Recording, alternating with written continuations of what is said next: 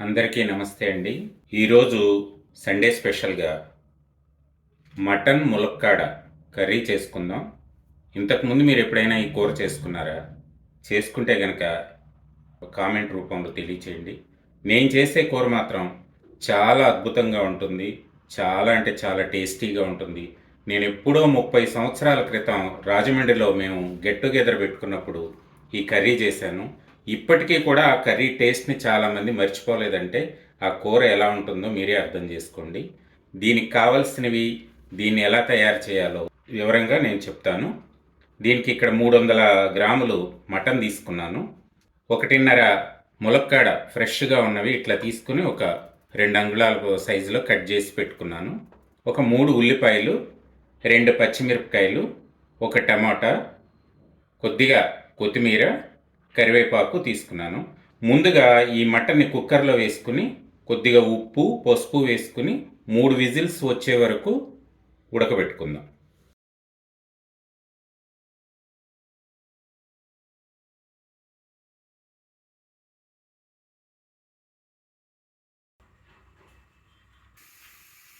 ఇప్పుడు ఉల్లిపాయలు, టమాటా ఇవన్నీ చిన్న చిన్న ముక్కలుగా కట్ చేసి పెట్టుకుందాం.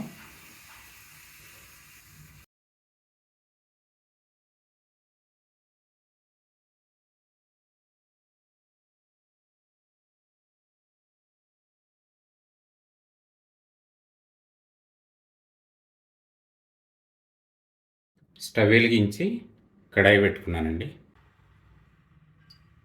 3 టేబుల్ స్పూన్ ఆయిల్ వేసాను. పచ్చిమిరపకాయలు ఇట్లా చీలికలు చేసి వేసాను. స్టవ్ ఫ్లేము మీడియం కంటే లోనే పెట్టుకోండి. సన్నగా తరిగి పెట్టుకున్న ఉల్లిపాయ ముక్కలు,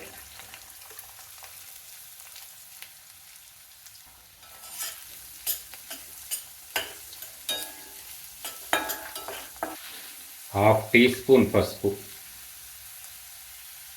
ఉల్లిపాయ ముక్కలు ట్రాన్స్పరెంట్ అయ్యే వరకు వేయించుకుందాం. 1½ టేబుల్ స్పూన్ అల్లం వెల్లుల్లి పేస్ట్.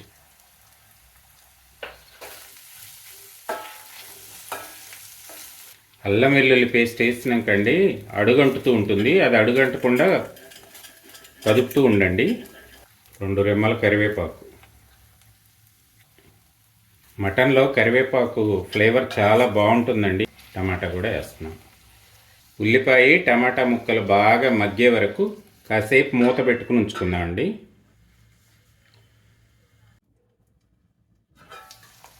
ఈ ఉల్లిపాయ ముక్కలు టమాటా ముక్కలు బాగా మెత్తబడినాయండి. కట్ చేసి పెట్టుకున్న ములక్కాయ ముక్కలు కూడా ఇందులో వేసేద్దాం.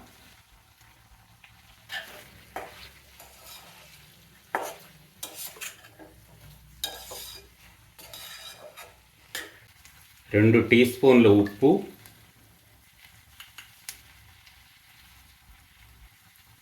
2 టీ స్పూన్ల కారం వేస్తున్నాను. ధనియాల పొడి కూడా 2 టీ స్పూన్లు. Kashmiri chilli powder. ఇది చాలా బాగుంటుందండి, రుచి బాగుంటుంది, రంగు బాగుంటుంది. ఇది మొన్న నేను నిజామాబాద్ వెళ్ళినప్పుడు అక్కడ పట్టించుకొచ్చాను. ఇది బాగా కలిగి పెట్టుకుని ఒక 4 నిమిషాల పాటు మూత పెడదాం. అప్పుడు ఈ ములక్కాయ ముక్కలు కూడా బాగా మగ్గి ఈ ఉప్పు కారం అంతా కూడా పీల్చుకుంటాయి.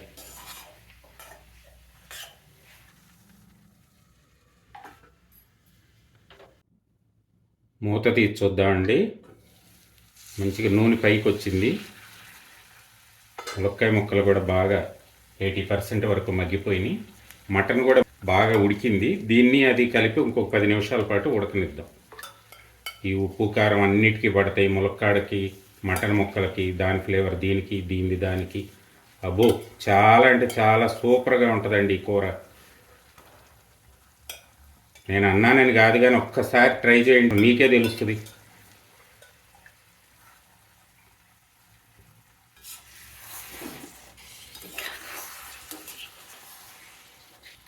ఇది నవాబ్ షాహీ మసాలా అండి.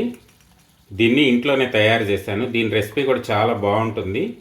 నెక్స్ట్ వీడియోలో ఇది కూడా చేసి పెడతాను. ఇది 1.5 టీ స్పూన్ వరకు వేస్తున్నాను. ఈ మసాలా కూడా ఈ ముక్కలన్నిటికీ పట్టాలి. ఒక 2 నిమిషాల పాటు మూత పెట్టి ఉంచుదాం.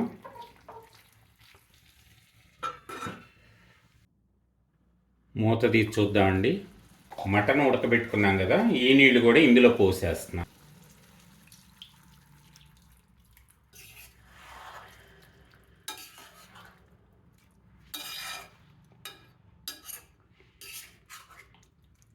గుజ్జు కూడా చూడండి ఎంత బాగా వచ్చిందో. నేనేమి కొబ్బరి పొడి వేయలేదు, గసగసాలు కానీ జీడిపప్పులు కానీ అలాంటివి వేయలే.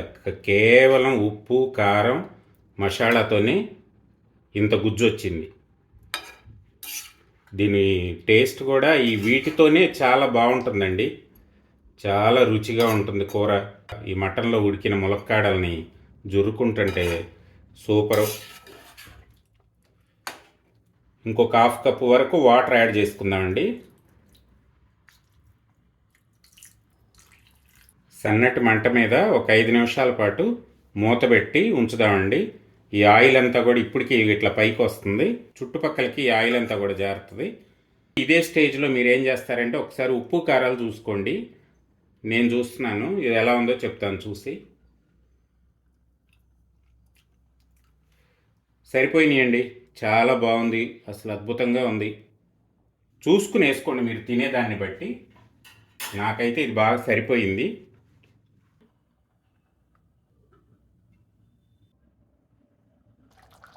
అయిపోయిందండి మటన్ ములక్కాడ కూర. ఆయిల్ కూడా పైకి వచ్చేసింది. దీంట్లో ఫైనల్గా చాప్ చేసుకున్న కొరియాండర్ లీవ్స్ వేసేసుకుందాం. స్టవ్ కూడా ఆఫ్ చేసేస్తున్నాను. ఒక్క నిమిషం తర్వాత డిష్ అవుట్ చేసుకుందాం.